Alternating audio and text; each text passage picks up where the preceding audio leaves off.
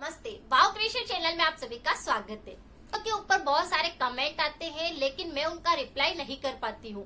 तो मैंने सोचा कि यहाँ पर हम क्या करते हैं कि ऐसा कमेंट बॉक्स के नाम से एक वीडियो अपलोड करते हैं जिसमें कि जिस किसी व्यक्ति को बहुत ज्यादा समस्या होती है उसको मैं रिप्लाई नहीं कर पाती हूँ, आंसर नहीं दे पाती हूँ, तो उसको मैं इस तरह से कमेंट के थ्रू आपको बता सकूं।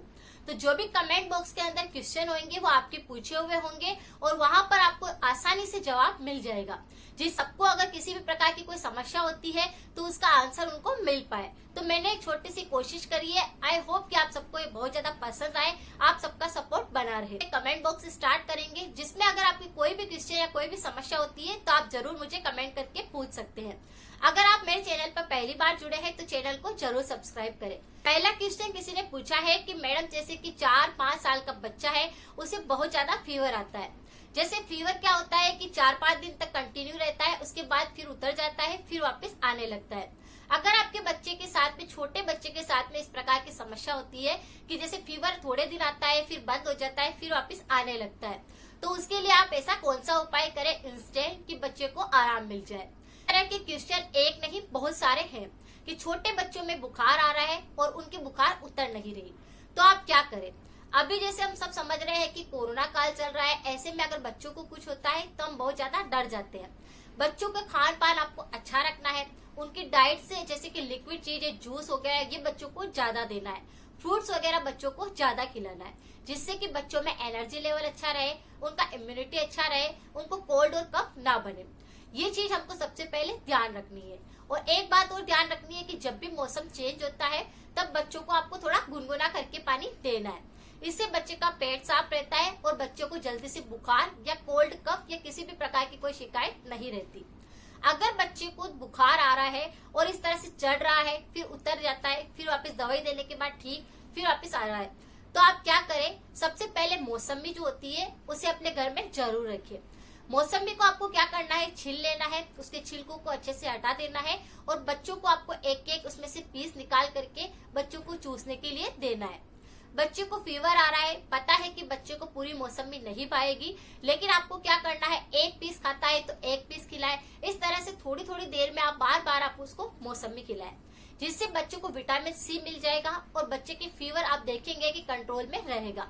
इस तरह से अगर आप बच्चों को मौसमी कंटिन्यू खिलाते रहेंगे तो बुखार भी उतर जाएगा, मुंह का स्वाद बच्चे का अच्छा हो जाएगा, बच्चों की कमजोरी सही हो जाएगी और बच्चे का इम्यूनिटी भी अच्छा होने लगेगा।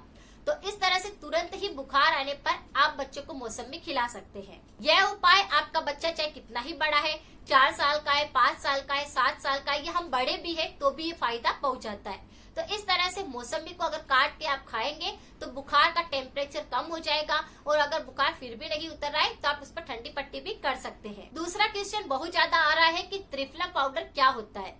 त्रिफला पाउडर वह होता है जो कि आयुर्वेदिक एक रसायन है। इसमें हम 3 औषधियों को मिला करके और इस रसायन को तैयार करते हैं। यह पाउडर बना बनाया मार्केट के अंदर में मिलता है, लेकिन अगर आप चाहे तो इसे घर पर भी बना सकते हैं। पाउडर के अंदर क्या चीजें होती है, आंवला पाउडर होता है, हरड़ होती है और बहेड़ा होता है। तीनों को मिक्स करके एक पाउडर बनाया जाता है जिसे ही हम त्रिफला पाउडर बोलते हैं। यह हमारे वात, पित्त और कफ तीनों को सही करने के लिए काफी ज्यादा यूजफुल होता है। लेकिन अगर किसी व्यक्ति का गले संबंधी भी कोई समस्या होती है तो त्रिफला पाउडर का यूज कर सकते हैं। जैसे मैंने एक वीडियो के अंदर बताया है कि गले में बहुत ज्यादा अटका हुआ रहता है तो आप त्रिफला पाउडर की फाकी लीजिए जिससे कि आपके गले संबंधी सारी समस्या सही होगी। तो इस तरह से त्रिफला पाउडर होता है। इसका यूज बहुत तरह से किया जाता है। कब्ज के अंदर ये काम में आता है, अगर आपको पेट साफ नहीं होता है तो उसके अंदर काम आता है, खून अगर आपका साफ नहीं है तो उसमें काम आता है, अगर आपको बुखार आता है तो उसमें काम आता है। यानी त्रिफला पाउडर के बहुत सारे फायदे होते हैं।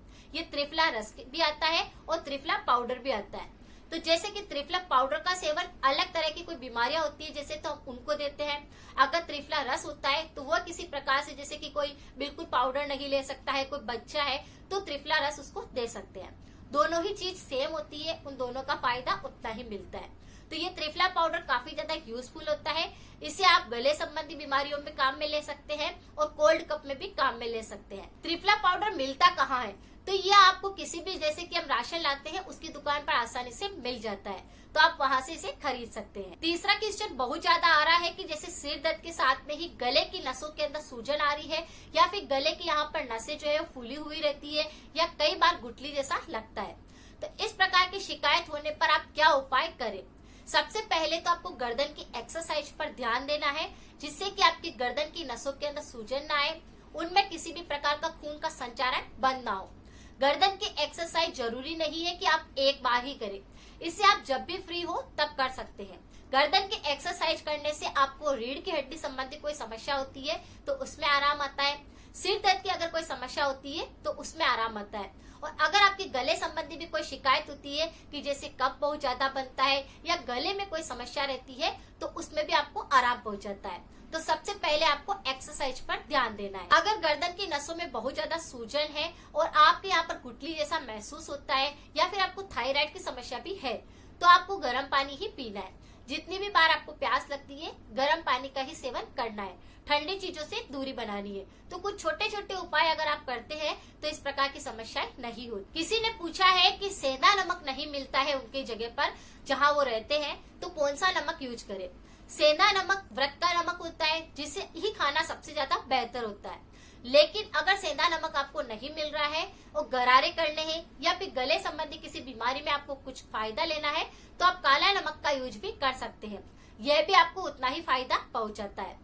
अगर सेंधा नमक नहीं मिल रहा है तो उसकी जगह आप काला नमक का यूज कर सकते हैं। कोई सा भी नमक आपको नहीं मिल रहा है तो आपके पास में जो साधारण नमक होता है उसका प्रयोग भी आप कर सकते हैं। तो इस तरह से गरारे करने के लिए तो आप किसी भी प्रकार के नमक का यूज कर सकते हैं, लेकिन सेंधा नमक नेचुरल होता है, वह हमारे गले संबंधी बीमारियों को बहुत ज्यादा जल्दी से ठीक करता है और कोई साइड इफेक्ट भी नहीं होता। कोई पूछते हैं कि जैसे कि हल्दी की गांठ होती है, उसका पाउडर हम घर पर किस तरह से बनाएं?